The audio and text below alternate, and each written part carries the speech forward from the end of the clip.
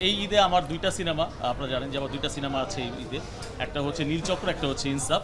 দুইটা সম্পূর্ণ ডিফারেন্ট টাইপের গল্প, ডিফারেন্ট টিজিকে টার্গেট করে লেখা।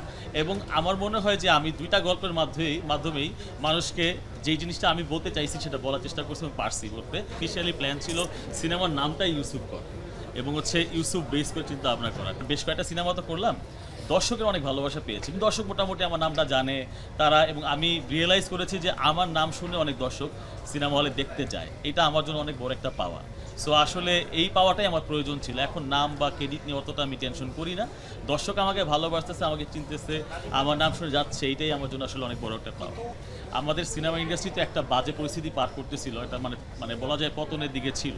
তো যখন আপনি পড়ে যাওয়ার অবস্থায় থাকবেন তখন না আপনাকে ব্যাক টু বেসিকে আসতে হবে। সো আমাদের বেসিক কিন্তু গল্প।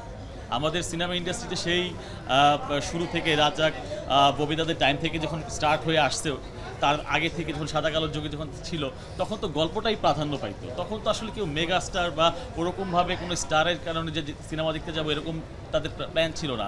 ভালো একটা গল্প দেখবো, ভালো একটা নির্মাতার কাজ দেখবো, ভালো ক্যামেরার কাজ দেখবো, ভালো কিছু গান শুনবো, এই জন্য মানুষ যাইতো হলে সিনেমা দেখার জন্য। কিন্তু ওভার দ্য টাইম যেটা হয়েছে যে একসময় যেমন বড় বড় স্টাররা চলে আসলো, একটা সময় গল্প ছাপিয়ে এই স্টাররা বড় হয়ে গেল, এবং এই স্টাররা বড় যে স্টারদের ফ্যান ফলোয়াররা তারা সিনেমা দেখা শুরু করলো। এর ফলে যেটা হয়েছে যে একটা পর্যায়ে গিয়ে আসলে গল্পর থেকে আমরা স্টারকে বেশি ভ্যালু দেওয়া শুরু করেছিলাম, যার ফলে যেটা হয়েছে যে একটা পর্যায়ে গিয়ে গল্প লেখক কমে গেল, নির্মাতা কমে গেল, ভালো গল্প কমে গেল। এর ফলে আমাদের ইন্ডাস্ট্রি ডাউনের দিকে ছিল।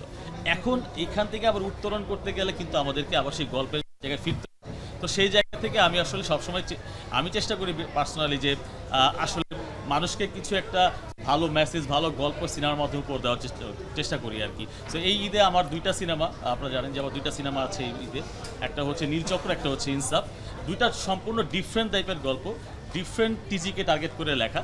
এবং আমার মনে হয় যে আমি দুইটা গল্পের মাধ্যমেই মানুষকে যেই জিনিসটা আমি বলতে চাইছি সেটা বলার চেষ্টা করছি এবং পারছি বলতে, এবং বাকিটা হয়তো দর্শক বলতে পারবে।